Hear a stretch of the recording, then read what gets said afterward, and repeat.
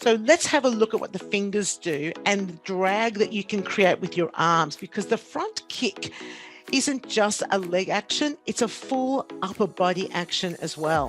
What you do with your hands makes a big difference with the big front straight leg kick. What you want is fingers open, looking like a claw.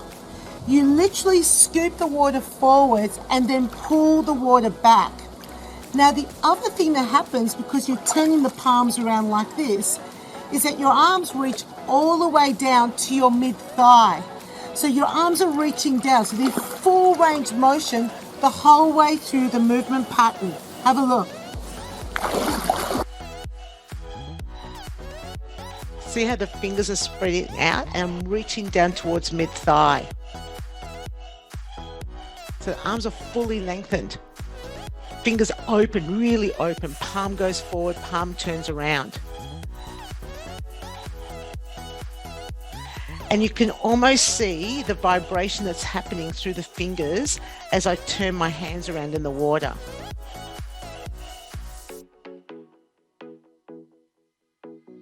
That vibration plays a really important role, especially if you understand vibration training.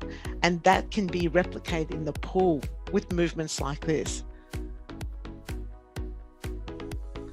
Have a look at the range of motion. So how far that arm's going forward and how far it's going back.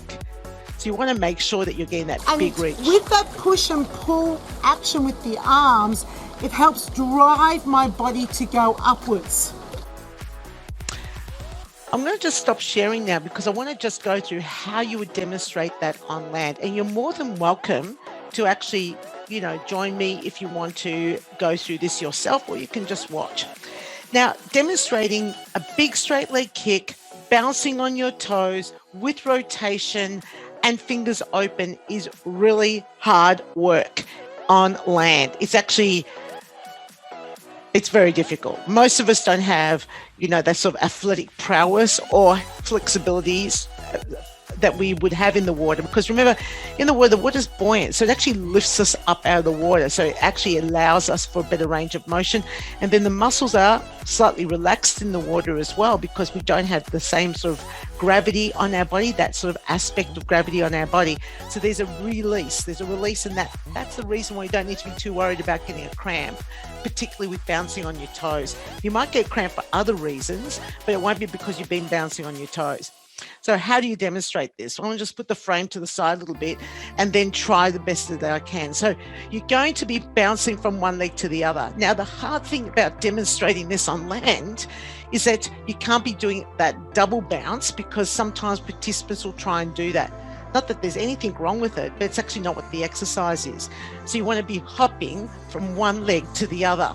Now, I had someone in my class on Friday morning that had never been in a aqua class before, and trying to teach him how to bounce off the bottom, how to understand the lift in the water was actually really challenging.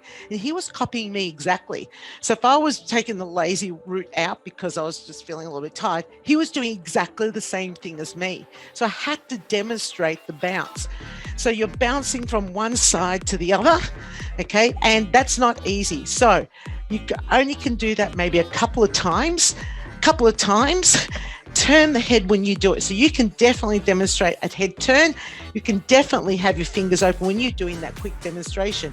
But then everything comes down to the coaching that you do. So just assume that you are my participants in a pool. I'm now going to show you do the front kick, and this is exactly how I teach it. Okay, we're doing a front kick, legs up to the front, alternating arms to leg. Now I want you to make sure that you're bouncing on your toes. So your body should be lifting up out of the water. You should feel light and springy. So on your toes and a big kick to the front. Fingers wide open. So your palm goes forward as the arm goes forward. Your palm goes back. And I would like you to rotate your body so that your head follows the arm to the back. See if you can get your arm as far behind you as you have in front of you. So you have a big reach and your fingers sweep past mid-thighs, you go forwards and back. That's a lot of coaching. That's what's called teaching. That's teaching a class. You're teaching your participants how to do something. And I see teaching and instructing completely different things. I can instruct my class to do a high kick, and I can teach them how to do a high kick. And for me, it's all about teaching my participants. I want them to get the maximum value out of this exercise. I want them to get their heart rates up quite high. And you're going to understand why in a moment, shortly, why I want them to get their heart rates up that high.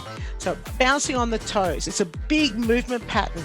And when they get it, like when you get that bounce off your toes and you get that big, beautiful movement with the arms, it feels amazing. Like you just feel like you go doing, doing, you're bouncing around like a kangaroo. It feels fantastic. But asking them to keep their heels down, keep their shoulders facing forwards, and not indicating what they need to do with their arms or indicating that they need to go full range movement changes it altogether, and it doesn't feel as comfortable or as good to do.